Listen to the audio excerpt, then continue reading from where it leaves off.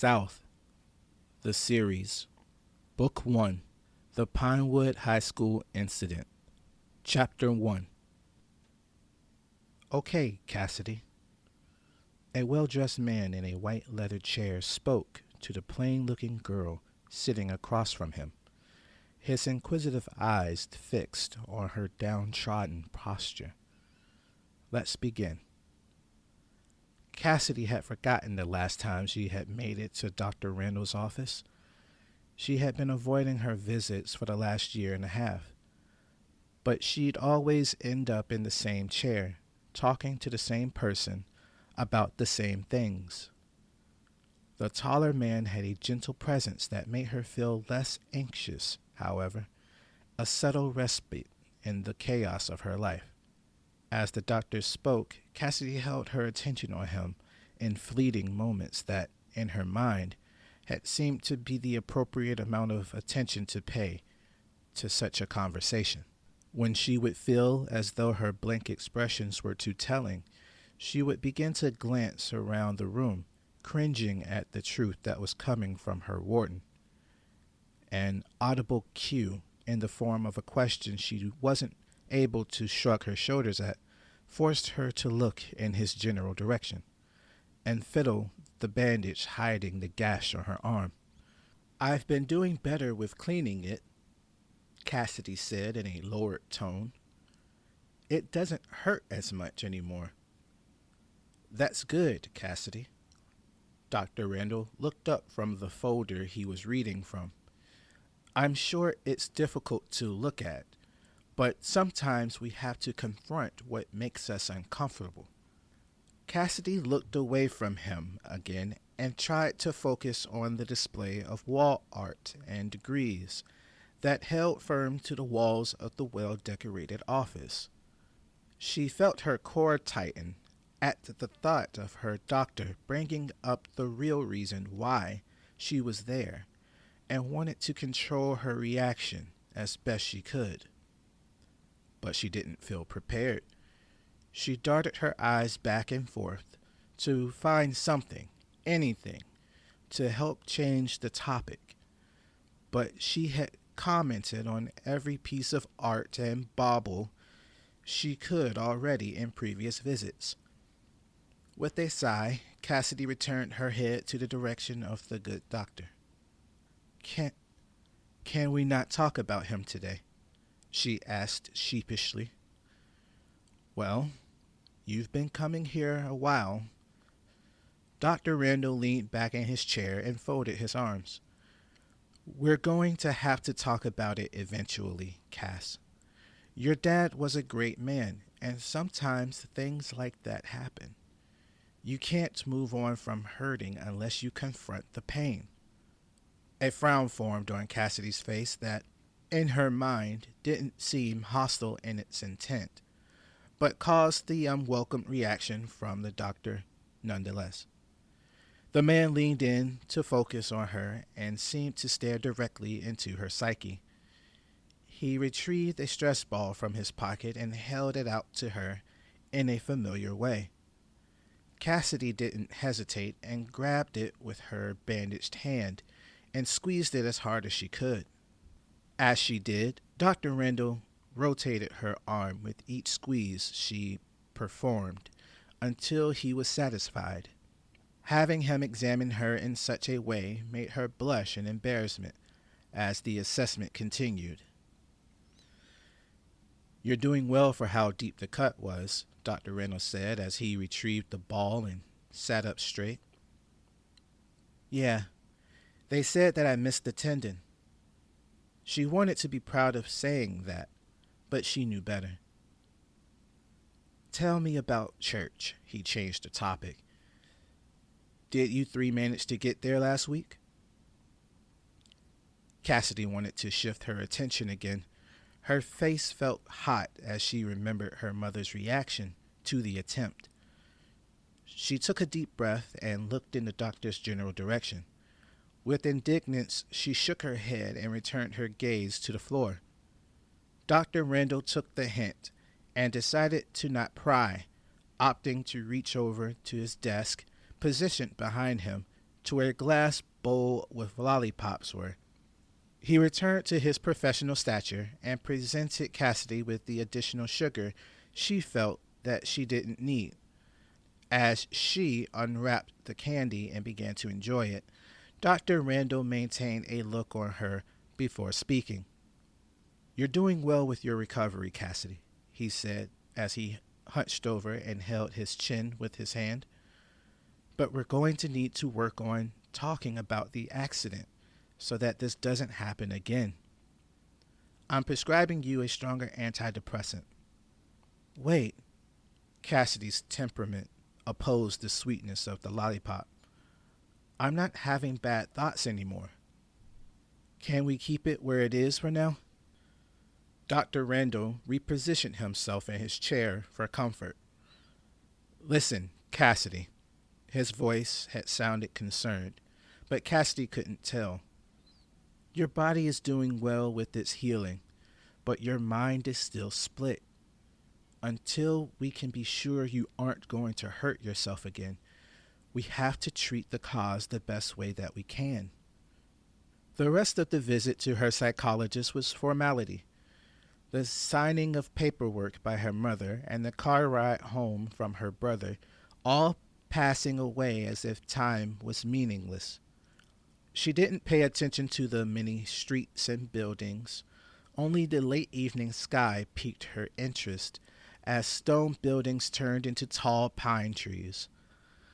By the time that they were home, Cassidy was drifting in and out of consciousness, and, without washing up when they got safely inside, she collapsed on her bed and fell asleep. When she had finally awakened, it was Saturday, and she felt gross. The first week of her last year of school was about to begin, and Cassidy was not too particular about the affair. A sort of indifference kept her enthusiasm in check as she thought on how much her life had changed since before she began high school. Pinewood High School was situated in the heart of Lower Shores, Virginia, to the south, and held plenty of retirees and budding families looking for comfortable living. Her life was the picturesque and ideal example of that until a year and a half ago. Her routine was a simple one. She wasn't required to do much for the family, so she made do with simple chores and cooking when necessary. Her main hobby was meeting up with her new best friend to make groceries, the two of them opting to share the load when it came to lunchtime. Although they would always make their rounds on Saturdays, Cassidy wasn't feeling too engaged with the idea and shot a quick text to let down the one person who seemed to understand how she felt. With that being the highlight of her weekend, Cassidy drifted through her mind while riding her bed until it was Sunday night, preparing a simple meal to take to the inauguration of her last year. Cassidy awakened on Monday with as much enthusiasm as she had when she had heard about her new medication being made available at Cadmart, the conglomerate warehouse shopping experience that had infected everyone's lives in America, and the place where she and Amber did their shopping exclusively. The routine was something that she had felt she would never forget. Dress, eat, walk, and wait were the instructions, and she managed to do so without incident. She double-checked herself before leaving the home and began her march into the warm morning, not stopping until she reached the bus stop a good distance away. As she stood there, Cassidy pulled back her sleeve and looked at it again, before covering it in haste once she heard the bus approaching from down the forest-laden streets. As she sat on the bus, Cassidy thought back to how, a time long ago, she was outgoing and full of life, the expressive nature of a person not bound by stress or regrets. She would feel lighter and willing to do more alongside her family.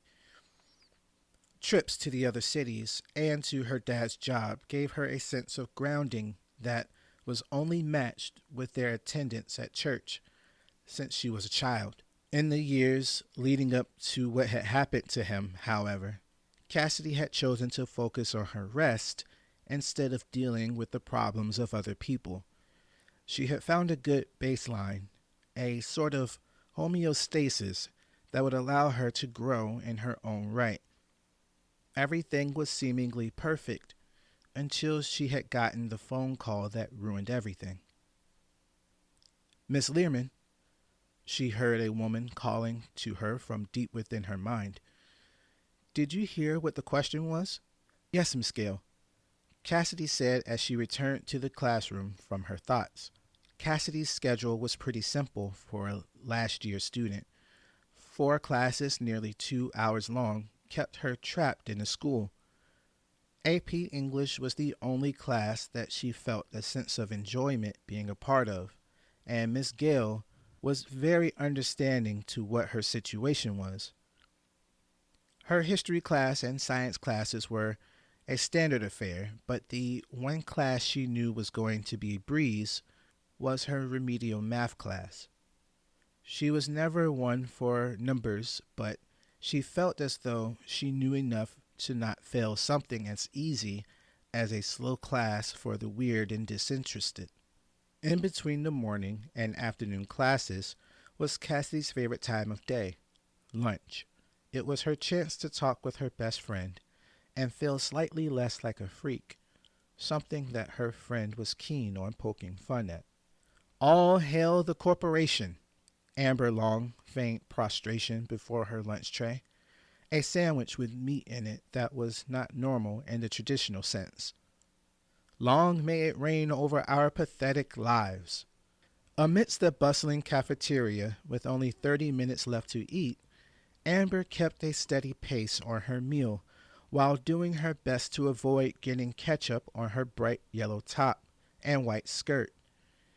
Cassidy sat across from her while enjoying her homemade meal, a chicken wrap with celery and a sugar-free grape drink.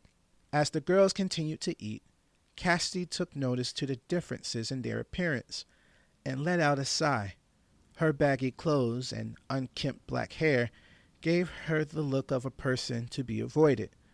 The contrast between them was as evident as night and day, yet they conversed in the same circadian way. A smile escaped Cassidy's thin lips, followed by a few more chuckles as their lunch continued. Listen, Cassidy, I feel for you and your superstitions, but you should at least try some of this mystery meat. Amber made a move to share her food with her friend. Southern Cuts wants you to be healthy and fit for use in their corporate schemes. Didn't they make a movie about green stuff and not knowing what's in it? Cassidy rolled her eyes as she took a sip from the grape drink.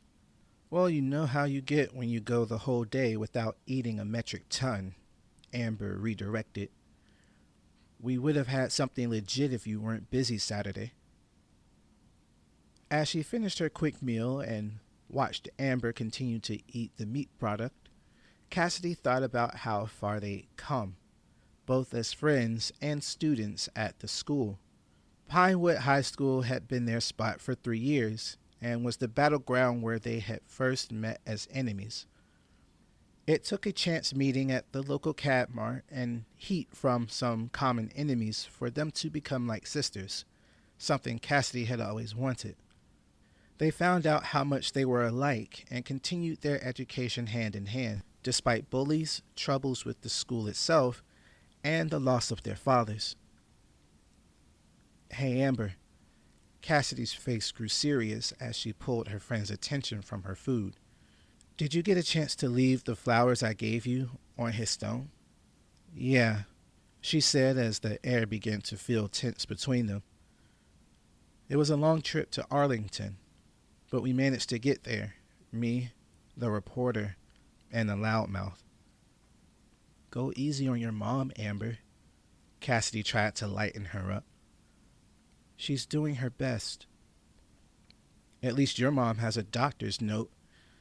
Amber failed to stop herself. Yikes. Sorry, Cass. Cassidy didn't bother getting upset over what was going on at home since her first few breakdowns.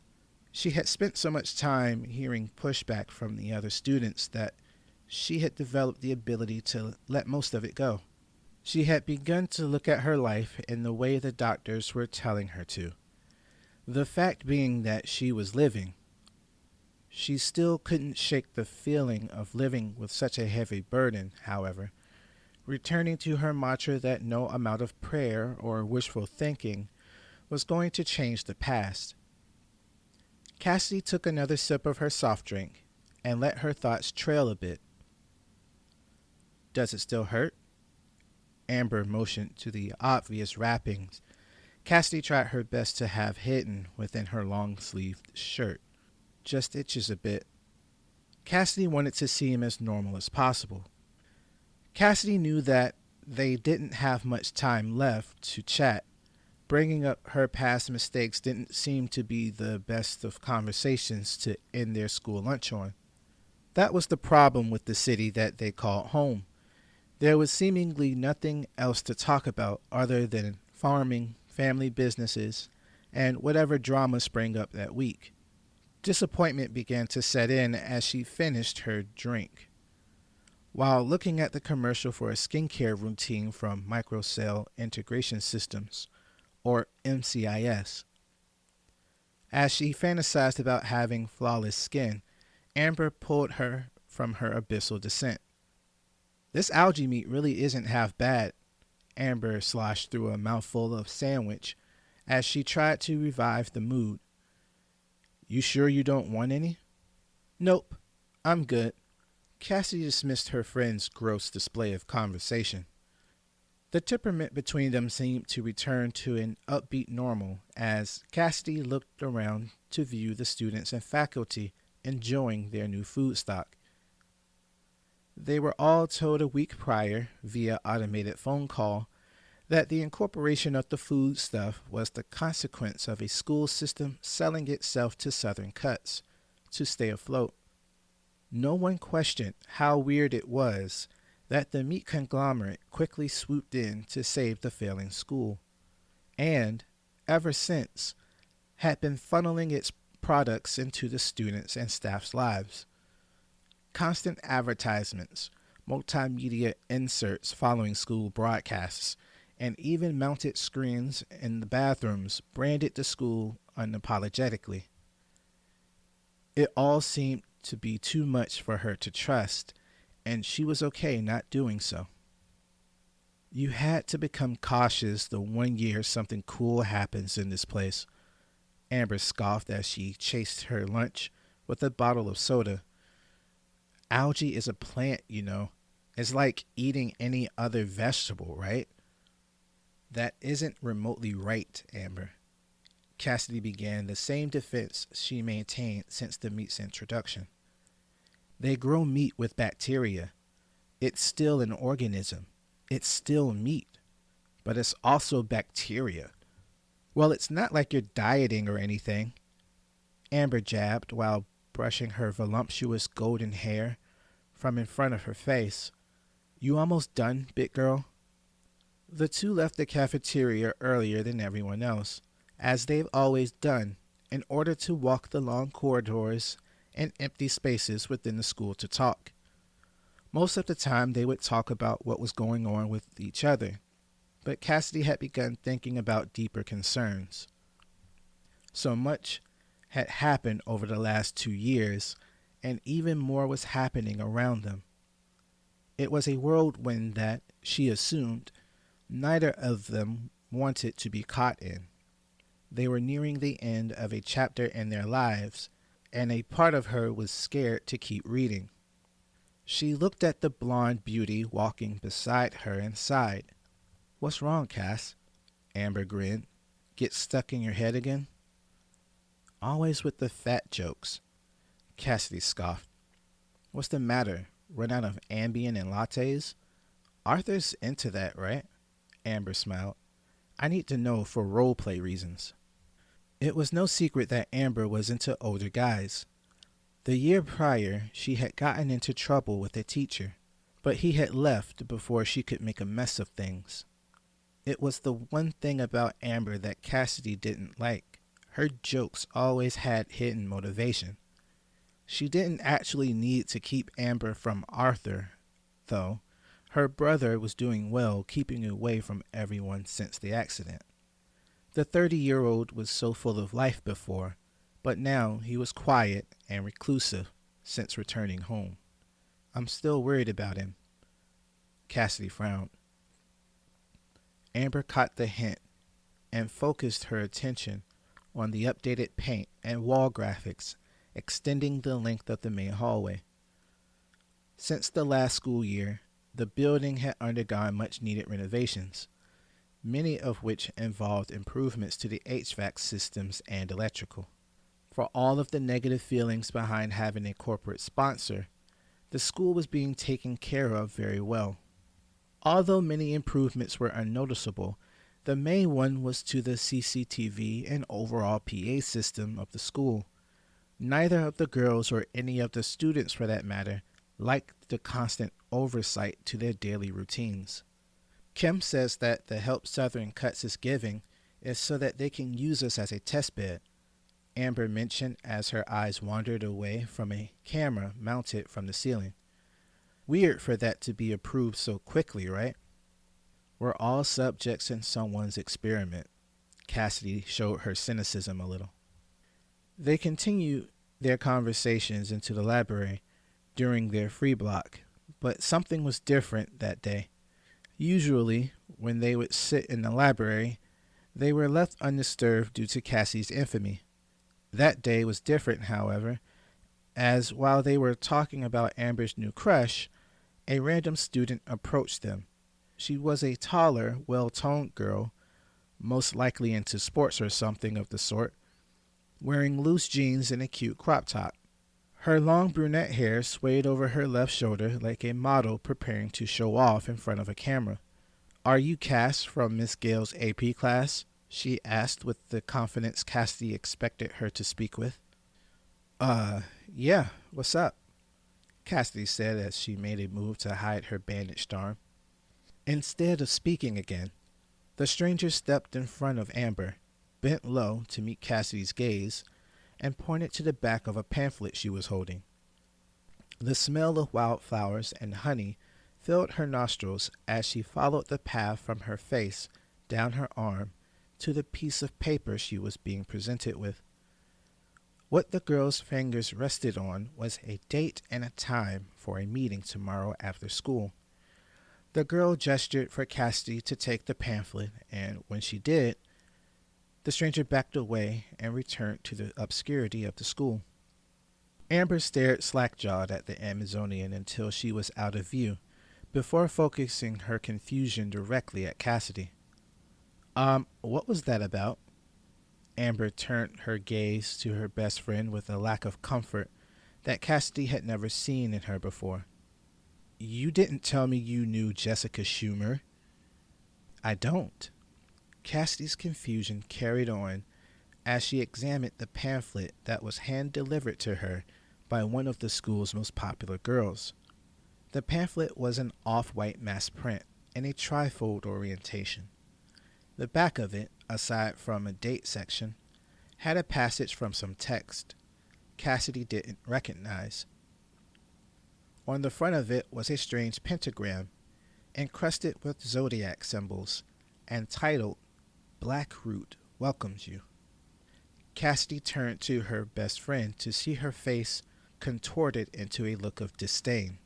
"Okay, absolutely not," protested Amber. "Don't get wrapped up in that nonsensical cult.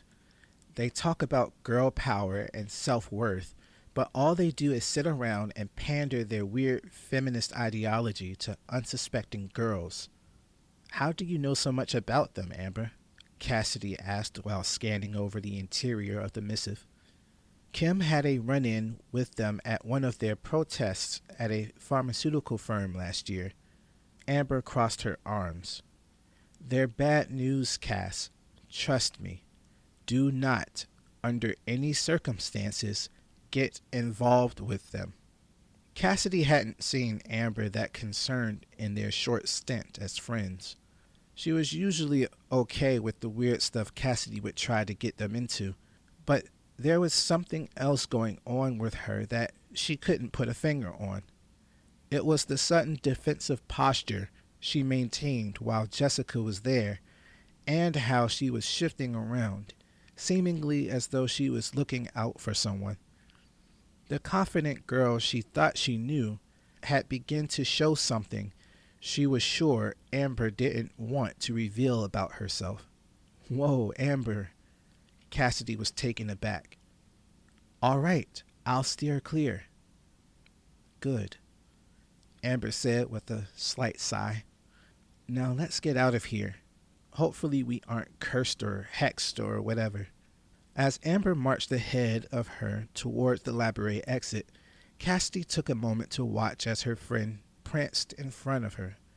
She maintained that she didn't want to put Amber in a position that would make her feel uncomfortable, but she was curious to know why she was targeted by the Blackroot Coven to begin with. Was she being watched like something akin to what they were experiencing with the school? Or was she just being paranoid? When they got to the front of the library, Amber turned to her and made a gesture to dump the pamphlet into the nearby trash can. She did as she was commanded, but when Amber turned away from her, she reached back into the trash and snuck the pamphlet into her pocket before leaving. Come on, big girl, Amber smirked as she returned her attention to her. Do I need to get the wheelchair again? The girls made their way to the senior hall and stopped at the entrance as the bell for class echoed throughout the school. Cassidy and Amber, with shared eye rolls and a strong hug, separated to go their separate ways. Every time they would separate, Cassidy would feel a little sad because she knew she wouldn't see her friend again for the rest of the day, and it didn't seem fair. As she made herself comfortable in her remedial math class, however, another feeling began to bother her that she wished she could let go of: guilt.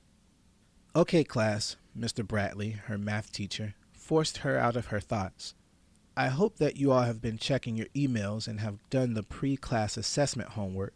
If you haven't done it yet, then I'm going to purposely place you on my will not graduate list. Yeah, you don't want to be stuck with Crash It Cass over here, a degenerate in front of her said while flinging her long braids around to face her. That's enough, Brittany. Mr. Bradley tried to gain control of the situation. One more outburst and you're out of here. Got me? Brittany was a relatively new bully that replaced Amber once news of the accident reached the masses.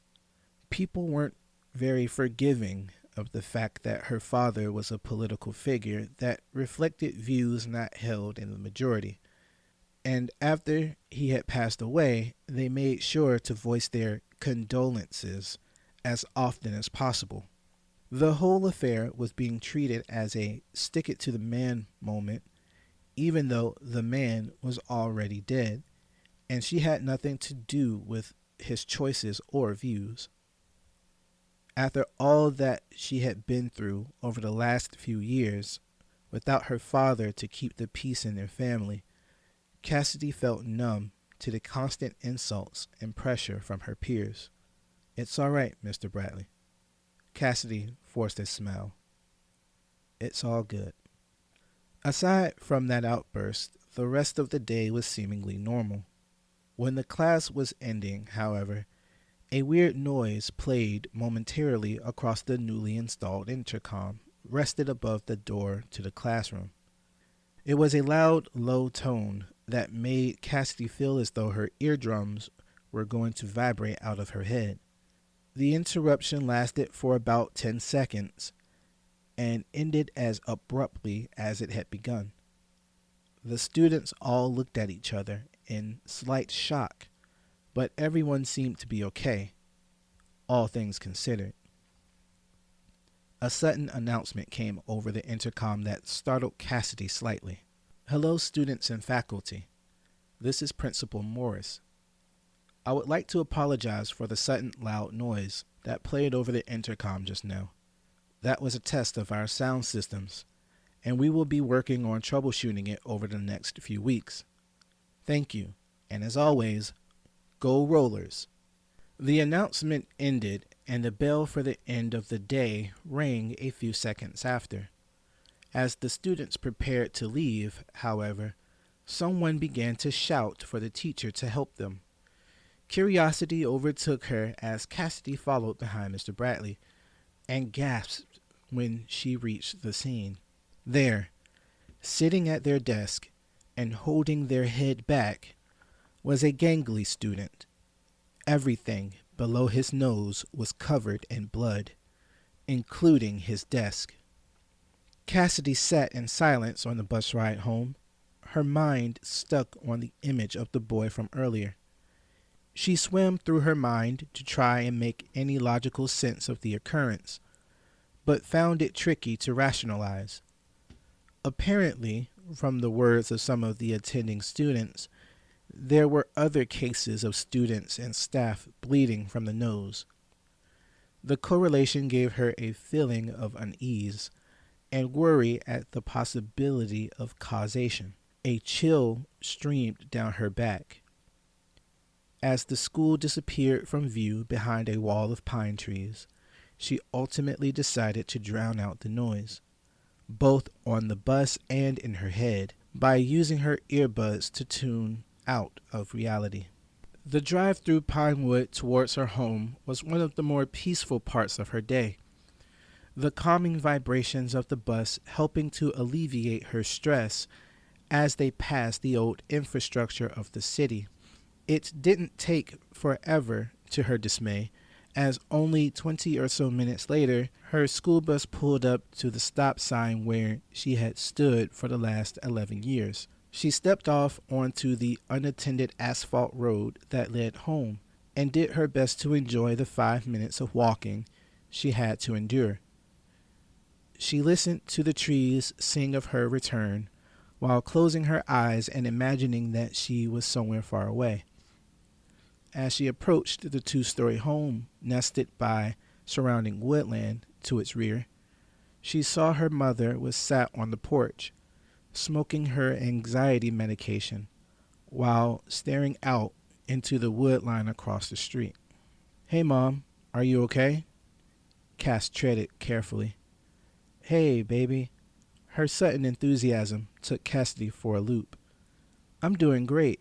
You know that I had that idea for how I wanted to clean the front room? I was getting ready to start doing it, but your brother, he..."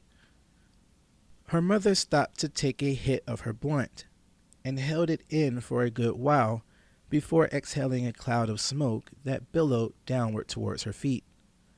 By this time, Cassidy was walking up to the porch, a bundle of late notices in her hand from checking the mailbox, and attempted to hug her through the wall of strong odors.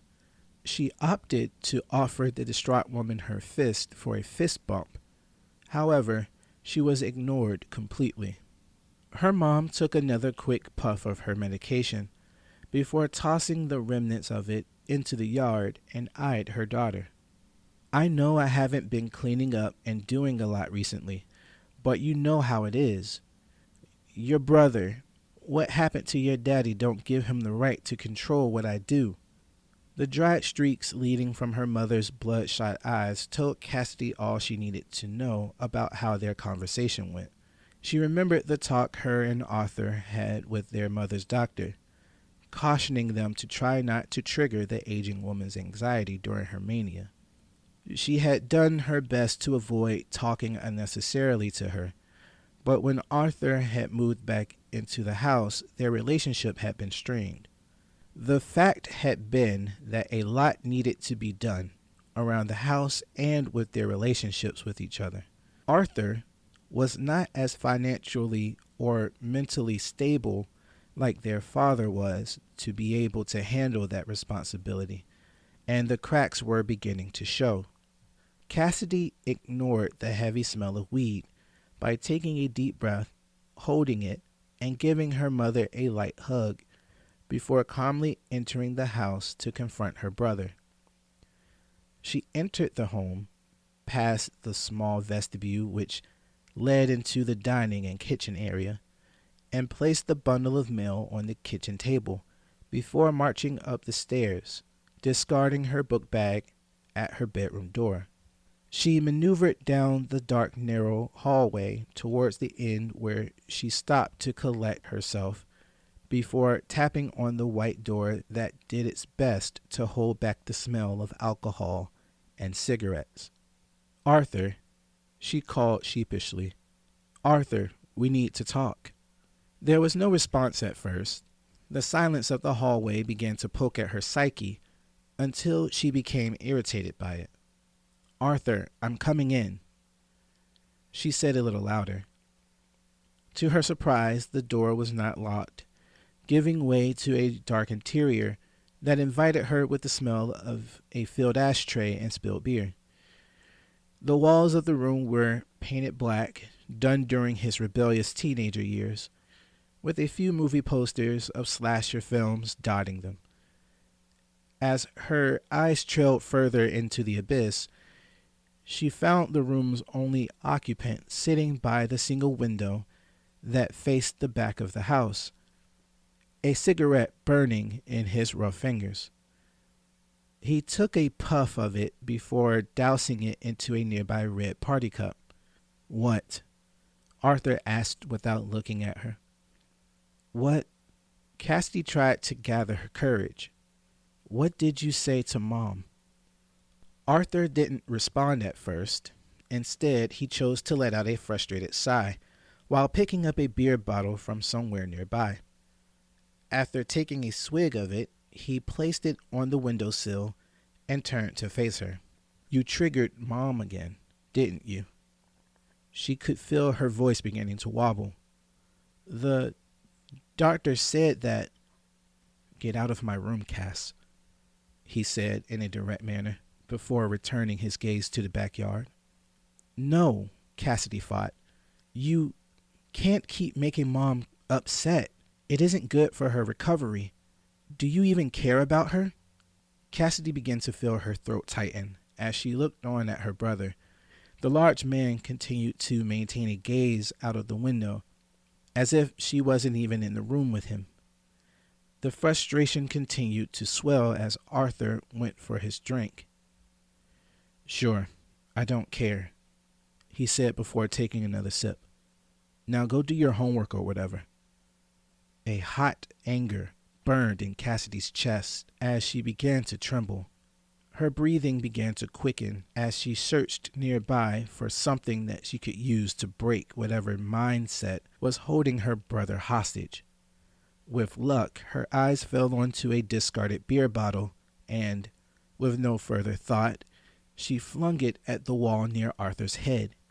Startled by the sudden act of aggression, he jumped from his chair and rushed at her. There was a reason why Arthur was known to the kids that he grew up with as the ogre of Barren Drive. He towered most of the neighborhood kids, coming in at 6'5" tall at the peak of his growth spurt, and outclassed Cassidy by over an entire foot. Since then, he had been working on his physique and building a considerable amount of muscle that he used to clear drainage pipes for the municipality. The monster of a man that had even put fear in his father at one point was now barreling towards Cassidy like a bear would an unsuspecting intruder into its territory. The anger that he exhumed in his assault was enough to paralyze her in place, and when he grabbed her, she let out a yell. "What is your problem?" The man's large hands bore into her shoulders hard. "I'm doing everything in this house, and you and Mom can't leave me alone for a minute?"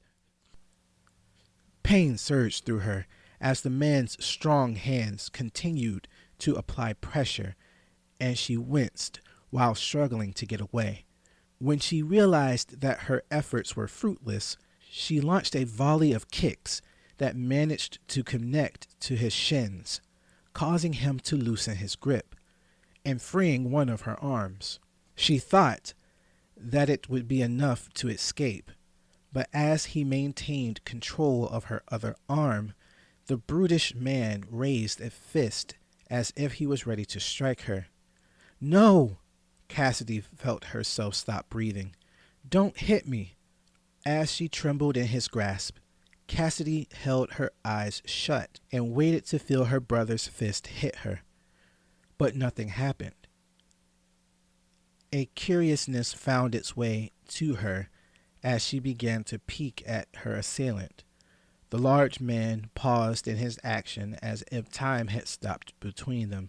Arthur had a look of shock on his face as he continued to hold her, as his eyes traveled from her face to her bandaged arm, then to anything but her.